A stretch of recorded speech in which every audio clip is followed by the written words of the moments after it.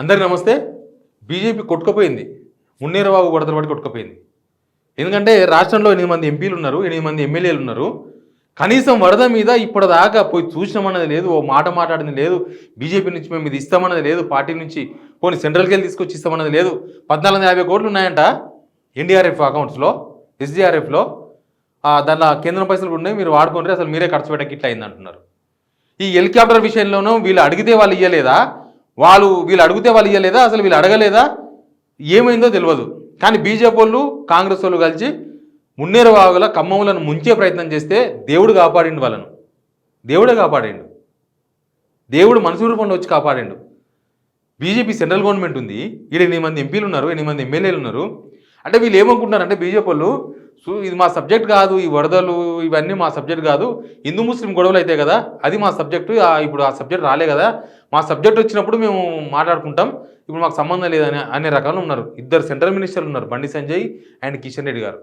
2 central మినిస్టర్లు ఉండి ఈ రాష్ట్ర ప్రభుత్వం ఫెయిల్ అయింది, ఈ రాష్ట్ర ప్రభుత్వం చేతన అయితలేదు, మీరన్నా సాయం చేయాలి కదా జనాలకి, మీరన్నా మాట్లాడి ఢిల్లీకి మాట్లాడి ఆ ఢిల్లీకి వెళ్ళి హెలికాప్టర్ తెప్పించే ప్రయత్నం చేసి ఉండాలి కదా. కనీసం ఖమ్మం దాకా పోనీకి కూడా మీకు టైం దొరకలేదా? ఖమ్మం దాకా పోతే కనీసం రాష్ట్ర ప్రభుత్వం పట్టించుకోకపోయినా కేంద్ర ప్రభుత్వ ప్రతినిధులు బీజేపీ వాళ్ళు వచ్చిండ్రు అని ధైర్యంగా ఉంటారు కదా జనం, కొంత ధైర్యంగా పోతారు కదా. ముఖ్యమంత్రి పోయేమో రాజకీయాలు మాట్లాడొచ్చే, ఆయనకు ఇల్లుకు పెంటకు తేడా తెలుస్తలేదు, అంతా ఒకటే అనుకుంటున్నాడు. ముఖ్యమంత్రి గారు ఏమనుకుంటున్నారంటే ఇల్లు ఒకటే పెంట ఒకటే అనుకుంటున్నారు. ఇల్లు కొన్నప్పుడు ఎట్లా ఉండాలి, పెంట మీద కొన్నప్పుడు ఎట్లా ఉండాలి అర్థమైతలేదు ఆయనకి. ఆడ జనాల దునికి వాళ్ళ బాధ దునికి పోయి ఆడ రాజకీయాలు మాట్లాడితే, ఆడ కూడా అనవసరమైన వ్యవహారాలు మాట్లాడితే జనాలకు నచ్చదు. ఆడ ఖమ్మం జనం అంతా తిట్టుకుంటున్నారు, ముగ్గురు మంత్రులను, మిమ్మల్ని, మీ ప్రభుత్వాన్ని అందరిని తిట్టుకుంటున్నారు. వీళ్ళు కూడా వేస్ట్, వీళ్ళకి అనవసరంగా వీళ్ళకి ఓట్లు వేసినామనే కాడున్నారు వాళ్ళు. మీరు ఆడికి పోయినప్పుడు ఏం మాట్లాడాలి, వాళ్ళకి ధైర్యం చెప్పేటట్టు మాట్లాడాలి. రేవంత్ రెడ్డి గారు వాళ్ళకు అయ్యో ముఖ్యమంత్రి వచ్చిండు మాకు ధైర్యం వచ్చింది అనేటట్లు ప్రజలు మాట్లాడగలగాలి. మీరు ఆ స్థాయిలో రెస్పాండ్ కావాలి. కానీ ఆడికి పోయి అవే మాటలు, అదే అందుకే అంటున్నా ముఖ్యమంత్రి గారికి ఇల్లుకు పెంటకు తేడా తెలుస్తలేదు, అంతా ఒకటే అనుకుంటున్నాడని. మా జిల్లానే ఆయన, మా జిల్లాలో ఇట్లా ఉండరు, రేవంత్ రెడ్డి గారు అలాగే ఉండరు. మా దాంట్లో ఎట్లుంటుంది అంటే, ఒక ఆయన పాపం మామనాడు జిల్లాలో అంతా పేదలు ఉన్నప్పటికీ ఒక ఆయనకు అన్నం లేకపోతే అయ్యో పాపం మా ఊనికి అన్నం లేదు అనుకునే టైప్ మా వాళ్ళు కొంత మానవత్వంతో ఉంటారు. మరి ఎందుకో ముఖ్యమంత్రి గారు ముఖ్యమంత్రి అయిన తర్వాత ఈ పాలమూరు సహజ శైలిని వదిలేస్తున్నారేమో అనిపిస్తుంది. కొద్దిగా ఉంటుంది మా దగ్గర, హెల్ప్ చేద్దాం అనేది ఉంటుంది, ఉన్న దాంట్లో నలుగురు పెడదాం అనేది ఉంటుంది. మా వాళ్ళు అంతా కష్టపడ్డ బతుకులు మాయి, కష్టాన్ని మర్చిపోరు. ముంబై పోయి కూలీ చేసి బతికిన రోజులను ఊరికొచ్చి ఏదో 4 పంటలు పంటున్నది మాత్రం మర్చిపోరు, అవన్నీ గుర్తు చేసుకుంటారు. ఈయన గతానికి మర్చిపోయి నేను ఇప్పుడే పైకి వెళ్ళి దిగొచ్చిన అని ఫీల్ అవుతుండ్రు. మా మామనాడు జనం అంతా తిట్టుకుంటున్నారు, ఏం డిలే చేస్తుండ్రు, మన జిల్లా పేరు ఖరాబ్ అవుతుందని ముఖ్యమంత్రి మీద. సరే అది మళ్ళీ మాట్లాడదాం. ఇక్కడ కిషన్ రెడ్డి గారు, హోంమంత్రి గారు, 8 మంది ఎంపీలు, మొత్తం 8 మంది ఎమ్మెల్యేలు ఏం చేస్తున్నట్లు? వాగులో కొట్టుకుపోయిందని చెప్పాలనా, వరదలో కొట్టుకుపోయిందని చెప్పాలనా, లేకపోతే గోదావరిలో కృష్ణాలో దుంకింది బీజేపీ అని చెప్పాలనా, ఏమని చెప్పాలి? మీరు ఏ సమస్య జనం సస్తున్నా పట్టించుకోకపోతే బీజేపీకి జనం ఎందుకు ఓట్లేసినారు, ఎందుకు మీరంతా ఉన్నారు ఇక్కడ బీజేపీ ఎందుకు ఉంది తెలంగాణలో అర్థమైతే లేదు. ఒక పార్టీ ఉన్నప్పుడు రెస్పాండ్ కావాలి. ఆ ఎంఐఎం కూడా అట్లే పాడైంది, ఆ ఎంఐఎం కూడా రెస్పాండ్ కావాలి. ఎంఐఎంలో ఉన్న ఓల్డ్ సిటీలో అయితేనే స్పందిస్తారా? ఖమ్మంలో లేరా ముస్లిమ్స్ అంటే మీకు ఓల్డ్ సిటీ వాళ్ళు ముస్లిమ్సా? ఆడ మొత్తం ముస్లిమ్సే ఖమ్మంలో.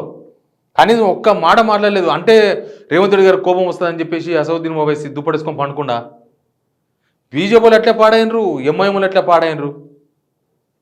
సరే ఎంఐఎం అంటే సెంట్రల్లో లేదు, కనీసం ఒక మాట మాట్లాడినా బాగుంటుండే. ఈ బీజేపీలకు ఏం రోగం వచ్చింది? బీజేపీలకు అసలు ఇది ఏం రోగం అంటారు కూడా అర్థమైతే లేదు. మన కన్న ముందర జరుగుతున్నా కూడా ఏం జరుగుతలేదు అనుకునే రోగం ఏందో ఎవరైనా డాక్టర్ ఉంటే కామెంట్ చేయండి వీడియో కింద. కన్న ముందు అంతా జరుగుతుంటుంది కానీ ఏం జరుగుతలేదు అనిపిస్తుంది మనసుకు. అట్లాంటి రోగం ఏందో నాకు తెలియదు, ఆ పేరు. ఆ బీజేపీకి ఆ రోగం వచ్చింది. ఎవరైనా ఈ వీడియో చూసే డాక్టర్లు ఉంటే కామెంట్ చేయండి, ఆ రోగం ఏందో బీజేపీలకు తెలుస్తుంది.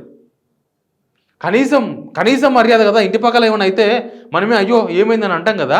మన రాష్ట్రంలో ఏదైతే ఇక్కడ ఓట్లు వేయించుకున్న పార్టీలు మాట్లాడకపోతే ఇంకెందుకు ఆ రాజకీయ పార్టీలు రాష్ట్రంలో దేనికోసం ఉన్నట్టు? సెంట్రల్లో ఉన్నారు మీరు ఏమిస్తారో ఇచ్చి రాష్ట్ర ప్రభుత్వం ఇవ్వలేదనో, రాష్ట్ర ప్రభుత్వం ఇట్లా మమ్మల్ని అడగలేదనో, రాష్ట్ర ప్రభుత్వం మాకు అసలు సమాచారం ఇవ్వలేదనో చెప్పొచ్చు. రాష్ట్ర ప్రభుత్వ వైఫల్యాన్ని ఎండగట్టండి.